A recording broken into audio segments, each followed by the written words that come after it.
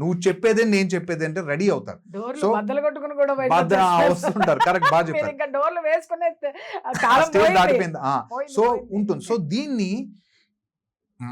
మనం ఉండే కుటుంబంలో సమస్యలు ఉంటే లోపలే ఉండాలి, బయటకు వెళ్ళకూడదంట. రోగం అనేది బయటకు చెప్పాలి, సొల్యూషన్ రోగం రట్టు సంసారం గుట్టు, అది సీక్రెట్. అది అయితే ఈ ఉన్న వాస్తుపరంగా చిన్న చిన్న మార్పులు చేస్తే మీ లైఫ్ చాలా బాగుంటుంది.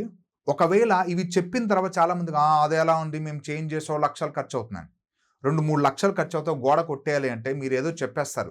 మీరు అలా ఆలోచించకండి. ఒకవేళ 2 లక్షలు ఖర్చు అవుతా అనుకోండి, మీరు నాకు ఇవ్వట్లేదు, మీరు ఒక గోడ కట్టాలన్నా విరక్కొట్టాలన్నా మీరు సంకల్ప బలంతో, వాస్తు పురుషుడు ఎంత తెలివైన పర్సన్ అంటే భగవంతుడు అంశ, శివుని కుమారుడు, మంచి వాస్తు ఉంటే థింగ్స్ అన్ని కరెక్ట్గా సెట్ అయిపోతాయి.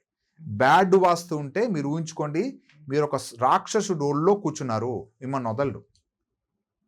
ఇంకోటి ఏంటంటే వాస్తు టాపిక్ గురించి చెప్తున్నా కదా, స్కిప్ చేస్తారు. నేను చాలా విన్నాను. ఇంపార్టెంట్ పాయింట్ విందు, మీరు చూస్తే మీకు ఖర్చు ఏం లేదు. ఈ వీడియో పూర్తిగా చూస్తే అయ్యా ఇది మన మంచి వాస్తు కరెక్టే ఉంది, అరే ఇది చిన్న మార్పు చేస్తే బాగుంటుంది కదా అనే థాట్ వస్తుంది.